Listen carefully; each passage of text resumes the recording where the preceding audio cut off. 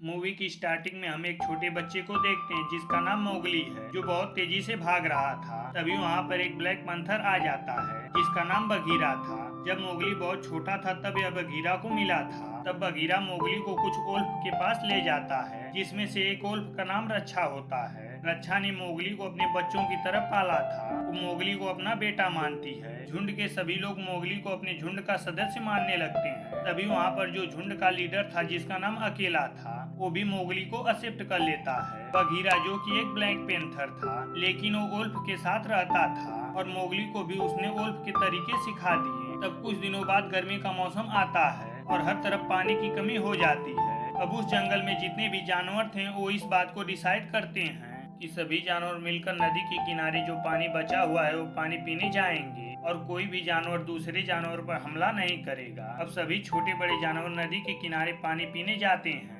अब वहाँ पर मोगली भी आता है। झुंड का जो लीडर था वो मोगली को इंसानों के तौर तरीके अपनाने से मना किया था और मोगली से उसने ये कहा था कि उसे इंसानों की तरह नहीं बल्कि भेड़ियों की तरह रहना होगा। तभी हम देखते हैं कि सभी जानवर मिलकर पानी पी रहे होते हैं। तब सभी जानवर मोगली को हैरानी से देखने लगते हैं क्योंकि उन्होंने अब तक ऐसा जानवर नहीं देखा था। तभी वहाँ पर अचानक से चारों तरफ सन्नाटा हो जाता है। तभी वहाँ पर हम एक टाइगर को आता हुआ देखते हैं जिसका नाम शेर खान था। शेर खान को वहाँ पर इंसान की स्मेल आती है। वह कहता है कि यहाँ पर हम लोगों के अलावा कोई इंसान भी है। तभी शेर खान मोगली को देख लेता है और कहता है कि इसको मेरे हवाले कर दो। तभी वहाँ पर अकेला आ जाता है जो शेर खान से कहता है कि हमारे झुंड का एक सदस्य है और हम इसे तुम्हें नहीं देंगे। और शेर खान उनसे कहता है कि आज नहीं तो कल बारिश हो जाएगी और ये जो पानी की कमी है पूरी हो जाएगी और फिर सारे जानवर अलग हो जाएंगे और मैं फिर मोगली को उठा ले जाऊंगा और मुझे कोई नहीं रोक सकता। और वो सारे जानवरों को धमकी देकर वहाँ से चला जाता है। अब सारे उल्फ मोगली के लिए परेशान थे। वक्त गुजरता रहता है और बारिश होना शुरू हो जाती है। अब अकेला एक मीटिंग करता है और झुंड के लोग डिसाइड नहीं कर पा रहे थे कि मोगली को अपने साथ रखना है या नहीं, क्योंकि अगर मोगली को अपने साथ रखेंगे तो शेर खान उनका दुश्मन बन जाएगा। मगर मोगली अपने उल्फ साथियों को खतरे में नहीं डालना चाहता था।